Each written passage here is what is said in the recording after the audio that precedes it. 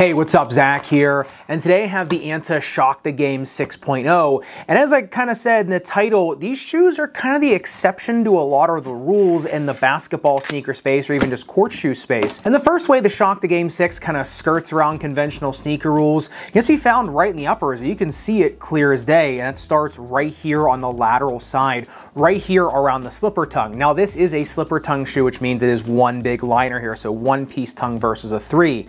However, they still retain the same stability as a really bulky three-piece tongue on a shoe that's a lot heavier than them. And how these are able to offer so much stability but also feel really light and nimble in the uppers is because they've placed all the stabilizing elements in really smart anatomic positions. So it's almost like it's working smarter, not harder. And that is right here where I pointed before. So the first one is right where your lateral ankle ligament, the most common one to be sprained, the ATFL we call it. You get a really strong lace eyelet tab right in there. So when you're tying the shoe down, the shoe ties right over that ligament, and then across from it also ties into these three really hardy lace eyelets, and then up here in the ankle collar you get eyelets that come really far over the front part of your ankle. So even though the ankle collar does swoop down pretty minimal and it is a one-piece tongue, so a lot more kind of feelings or perceived flexibility, the shoe does still stabilize you where you would need it if things got really hairy or putting a lot of force going side to side. And the other thing I wish more companies would do that are making slipper tongue shoes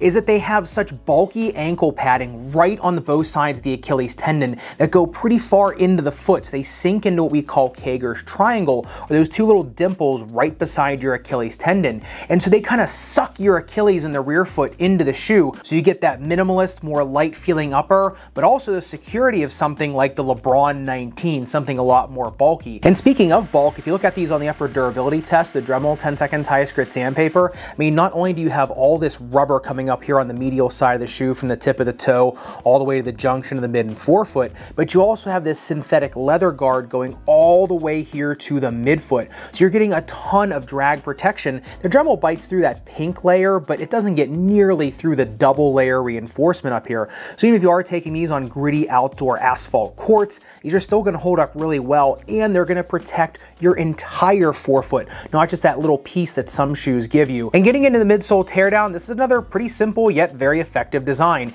It's an entire bed of that nitrogen-infused Pebex foam, or that N2 foam, but you also see you got some cutouts here in the forefoot, little dimpling here, and that's so your foot can kind of feel through to the ground more, which we'll talk about in the playability section. Now this is another one of these shoes that has a molded carbon fiber shank. Now this is bottom loaded, so you're not going to get as much force out of it. However, it does still retain a nice decent arch here in the mid part of the shoe. I've seen that on a lot of shoes recently where companies are starting to mold their carbon fiber, which does make it a little bit more comfortable because flat carbon fiber can be a little bit unforgiving, whereas the molded stuff actually kind of contours with your arch, so I do like that as well. Now, remember, this nitrogen-infused Pebex is still more meant for impact protection and absorption. So if you look at it on the jump height test, 40 centimeters, which is decent. Like I said, it's not super elite. That also is just because the shank isn't so long. So like I said, anytime you see a Pebex type foam or a TPU type foam where they're bubbled or kind of compartmentalized like Boost, like N2, you can tell they're going to be very good for impact protection. They're going to be very heat stable, so the shoe's going to perform really well in very cold temperatures or very hot temperatures. It's just that real violent movement, that real violent jump force you get out of some other shoes, you're not going to get from designs like this. However, it more than makes up for it in other ways. And looking at the outsole tread of the 6.0, this is kind of like a quasi boomerang type pattern, quasi herringbone type pattern. But if you look under the ball of the foot here under the big toe joint, those boomerangs go linear with the shoe, and everywhere else they're perpendicular or horizontal. Now the reason for that is because you get a little bit more forgiveness when planting. So this is like kind of like a little bit of a way to prevent ankle spraining in a shoe that's a little more minimalist again, whereas everywhere else you're going to get that really strong grip from the kind of quasi herringbone or boomerang type pattern. And I did notice that these shoes did require about 5-10 minutes of warming before they really started grabbing, especially on an outdoor court. On an indoor court, they were grabbing a lot better right off the bat because the rubber was just kind of meant for that. However, on an outdoor asphalt court, I noticed on the shuttle test, got 14.42 seconds, but those first couple turns, I could feel these shoes sliding, and I just wasn't used to that sensation because a lot of other shoes I've been testing recently, named like the LeBron 20s, they just don't move. The KT7, they just don't move. Wave 10, I mean, you just stop.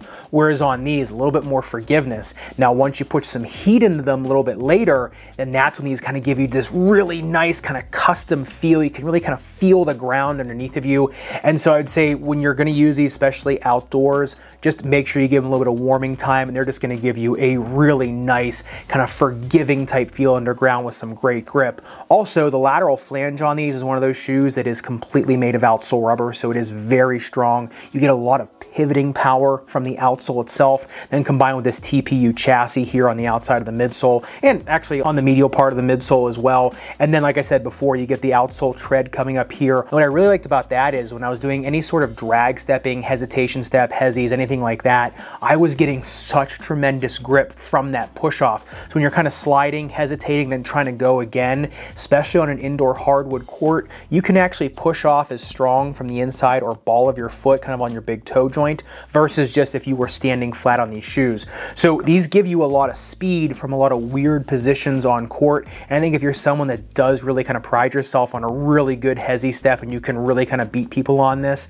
is kind of going to give you a little bit more of a boost. And if you're someone like me who doesn't have a very good one, these will actually mask it a little bit as well. So I think for that type of movement, these are just like the best on the market. And the funny part is the Shock the Game 6 kind of occupies the space the Jordan Why Not 0.5 should have occupied, whereas in the Shock the Game 6.0, all those little trappings they made on them work really well together, and then the Why Not 0.5, you know, maybe they didn't work so well, the grip wasn't there. So if you're looking for a shoe like the Why Not 0.5 with kind of better playability aspects of it, I think these are a definite go-to. And if you look at it on the outsole durability test, the Dremel 10 seconds highest grit sandpaper, not even a millimeter of damage, durometer is 16.5, and these won't pick up really any dust on them because they've got enough space in between the treads, plus those boomerangs are chunky enough to grab on the outdoor courts if there's any debris or leaves or dirt or anything on those. So anything from a dirty outdoor court to a dusty indoor court, these are going to grab really well as give you some pretty tremendous durability. And getting into the fit of the 6.0, even though they look really forgiving and all that mesh looks like it'll expand really well,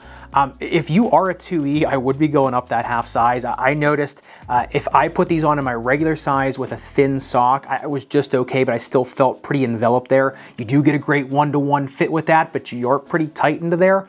If you are over a 2E, I probably would just go up a size. But if you're somebody with ball of foot pain, heel pain, or even are a chronic ankle sprainer looking for the most minimal shoe that you can buy, these fit a lot of different categories. These fit a lot of different foot profiles that a shoe twice its size and twice its bulk should fit into. So for the profile, you can just do a lot with these shoes that you really wouldn't think, and that the rules of sneakers that would have been made recently just would tell you you can't. But these can do it. And when talking about the playability, you know I talked about how these were really good with kind of hezzy steps or really kind of getting grip on off-center type movements.